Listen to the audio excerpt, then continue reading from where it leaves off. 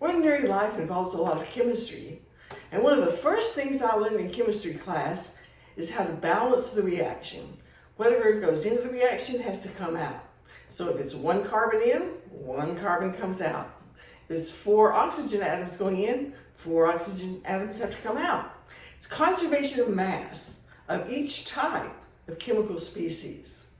Now, as far back as I can remember, I heard nuclear reactions are much more powerful because they convert mass into energy. So I expected that when I saw a chemical reaction that there ought to be some mass missing, like some of the protons or the neutrons or both would go into the reaction, but then they would not come out because they would be converted to energy. Well, I found the most common reaction for nuclear fission is uranium-235 goes to krypton plus barium plus 3 neutrons. Now, if you add up all the protons and all the neutrons, on one side of the equation, you get the same thing as both. There's nothing disappeared. So how did the mass get converted to energy? Well, as it turns out, the mass that got converted to energy all comes from the binding energy of the nuclear forces that hold the nuclei together. In terms of nuclear reaction, we usually use the words binding energy. For chemical bonds, we talk about bond energy. And that's really the same thing, because there are forces that hold the nuclei together, and then there are forces that hold atoms together in molecules.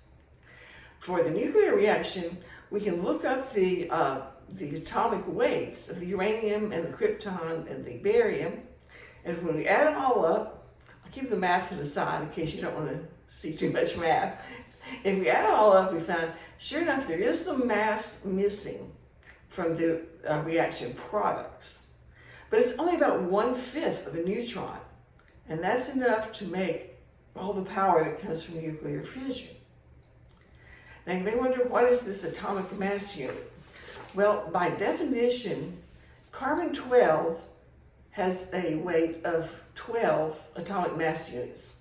That was chosen a long time ago just because it's convenient for the chemists. And so one proton has a weight of a little bit more than 1 atomic mass unit, and then a neutron is a little bit heavier than a proton. Now let's think about adding up all the protons and neutrons that go into making that uranium-235. As it turns out, there's some of the mass disappeared because it would be a very, very exothermic reaction if we could just take those and put them all together. That's what happens in stars in a slow process where the last few steps are done either in supernovas or in, colliding neutron stars. Anyway, just putting all these together, we have a difference of 1.87 atomic mass units. So that's almost like two protons or 2 neutrons disappeared in making the uranium atom. There's a lot of bonding energy in there. Now, overall, in the nuclear reaction, a certain fraction of the mass is converted to energy, and we can calculate that. And it turns out to be a very small number. When we go to chemistry, we're going to find even smaller numbers. Now we're not going to be able to weigh the reaction products and the reactants carefully enough to do that. Okay, there are other ways to go to chemistry handbooks and find out what that energy is. Now, the nuclear reactions and things like burning gasoline or exploding TNT, these are exothermic reactions that give off energy. Others are endothermic and they take in energy. For TNT, we can look it up because the early atomic bombs were compared to kilotons of TNT as far as how much energy was released. And it turns out that the fraction of energy released when TNT explodes is something around 10 to the minus 11. For comparison, let's think of something more everyday like burning gasoline. We can get a ballpark figure without going to the chemistry textbooks if we say, well, my car is about 100 horsepower and it gets about 30 miles to the gallon. Let's say I drive for an hour, and then I burn 1 gallon of gasoline.